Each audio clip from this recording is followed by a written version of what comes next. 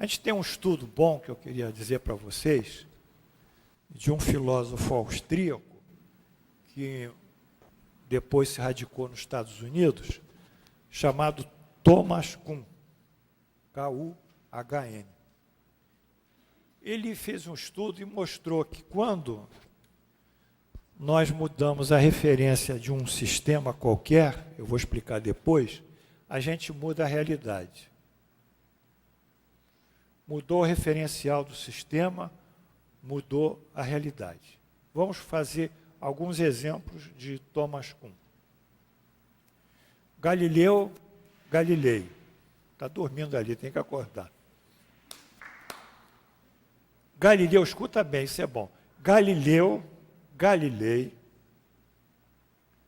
com Kepler, descobre o quê? Que a Terra orbita em torno do Sol. Até então, a Igreja seguia Aristóteles, que o universo era formado de diversas camadas de espaço, de teto, são as abóbadas aristotélicas. Ela seguia a concepção que a Terra seria o centro do universo, e, obviamente, o Papa era o centro do universo, o gerente, o gestor do universo. O Papa era mais importante. Quando Galileu mostra o contrário, que quem orbita é a Terra, e quem é o centro do nosso sistema solar é o Sol, e cria então a teoria heliocêntrica, que é de Sol, ele muda o referencial da época. O Papa já não tem esse poder sobre o universo. Galápagos, e lá descobre o seguinte, que aquilo sofreu uma erupção vulcânica muito forte.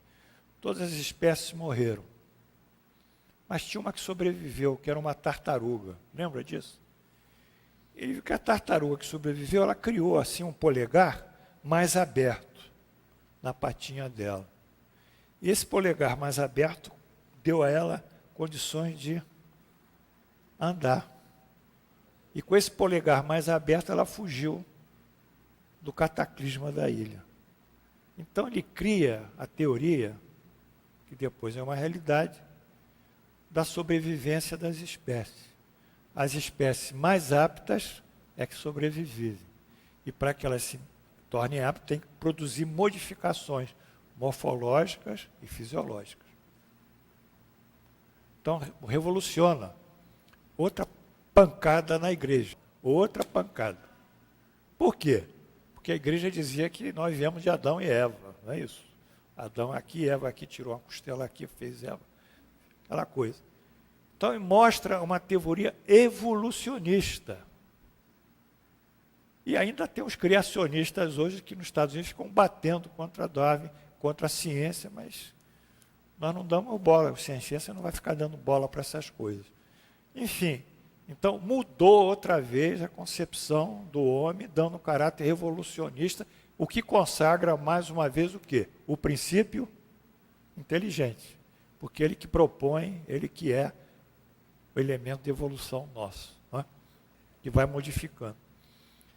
Foi a segunda pancada. A terceira pancada, Sigmund Freud, finalzinho do século XIX.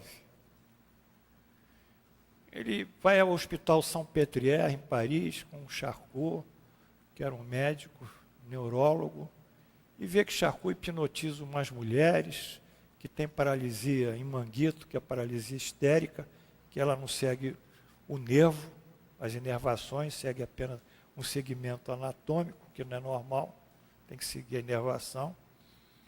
E observa aqueles fatos e vê que as mulheres no transe hipnótico, elas descrevem uma série de situações que até então elas desconheciam quando estavam lúcidas. Beleza. Então, a partir das hipnoses de Charcot, que ele tem acesso a esse novo material psíquico, e a partir dos sonhos, que também se produzem esses materiais psíquicos, ele descobre uma nova estrutura do cérebro, que é o id, onde está o inconsciente. Então ele formula a teoria psicanalítica, que é id, ego e superego. Isso vai ser formulado mais tarde. Então, primeiro ele formulou uma primeira teoria, inconsciente, pré-consciente e consciente. Era a teoria topográfica. Depois é que ele vai para a estrutural, id, ego, superego. Então ele coloca o quê? A nossa simpatia, as nossas antipatias, os nossos medos, as nossas gratificações, os nossos sentimentos, que não são mais nossos, mas que também são influenciados por um elemento psicológico que nós não temos consciência, que é o inconsciente, que é o id. Então ele tira de Descartes, da filosofia cartesiana, ego cogito ergo sum, penso, logo existo. Não é assim? Não, meu filho, Carlos, você pode pensar, você acha que você vai existir, mas tem um inconsciente seu que você não sabe, mas que existe também. O pensamento não é só um ato volutivo consciente, tem influências do inconsciente. Então ele cria um novo elemento. Então são 3 exemplos de modificações da realidade, do paradigma. O quarto é o nosso Allan Kardec, que criou um novo paradigma relacionado à existência da vida espiritual e da interferência ou a inter-relação da vida espiritual com a vida aqui nós encarnados, aí, bem descrito no Livro dos Espíritos.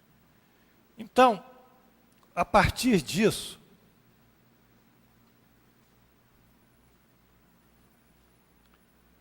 quando os homens praticaram a lei de Deus, eles vão criar um novo referencial. E a nova realidade suscitará a humanidade. As guerras podem acelerar, os flagelos também. Mas em si mesmo não serão o topo, né? Dependerá muito. Então, quando nós praticamos beneficência, justiça, igualdade de direitos, isso caminha para a abolição da guerra, né? O melhor antídoto contra a guerra é a evolução moral dos povos. Isso é verdade. Duvido que vai ter guerra em países mais evoluídos, né, que o Brasil. Agora vocês sabem isso. Poxa, eu vou sentar aqui, mas eu, quando estudava, ficava meio confuso. Olha essa pergunta. Qual o objetivo da providência ao tornar necessária a guerra? Olha só, não é de louco isso? A liberdade e o progresso, se lê isso seco, guerra é guerra. A guerra é liberdade e o progresso. Aí tem uns exemplos aqui. A guerra já civil leva ao progresso, está aqui. Vamos ver nos anos pós-guerra, porque ele diz lá que não é só no presente, a gente vai avaliar anos após o efeito benéfico do cataclismo, do flagelo natural. A Guerra da Coreia em 1950, Coreia do Norte, Coreia do Sul. Tem diferença? Coreia do Sul. Melhorou. O Japão, da Segunda Guerra, que não pode ter nem tropas militares hoje, é proibido por tratado. Melhorou ou piorou o Japão? E muito, e muito. A própria Alemanha, e muito. A própria Alemanha foi toda destruída. Hoje é a 3ª ou 4ª economia mundial. Acho que é a 3ª. O que é isso, cara? Como é que pode? Destruíram tudo.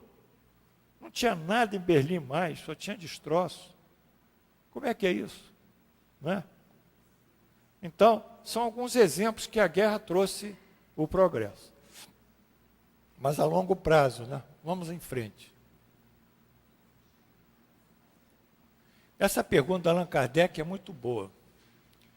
Se a guerra deve ter por conduzir a liberdade, lá em cima, como se explica frequentemente tenha por objetivo a subjugação dos povos. A opressão do povo perdedor, não é? Pelo vencedor. E o Espírito responde, a subjugação é momentânea. Momentânea é um tempo dele, a fim de oprimir os povos e fazê-lo progredir mais depressa. Bom, essa situação de privação é que depois esse povo vai ganhar outra vez a independência, segundo o nosso Espírito informa, né? Então, a visão do espírita é um pouco diferente da nossa, porque ela trabalha com o tempo e é perspectivista, ele é futurista, né? Desta forma, a opressão que se dá no pós-guerra por parte dos vencedores será sempre temporária, isso de acordo com a doutrina espírita. É a favor da evolução do perdedor. Aí eu cito aqui a Coreia do Sul e o Japão, tá? Tudo com o tempo caminhou para o progresso. É duro engolir isso, mas é verdade.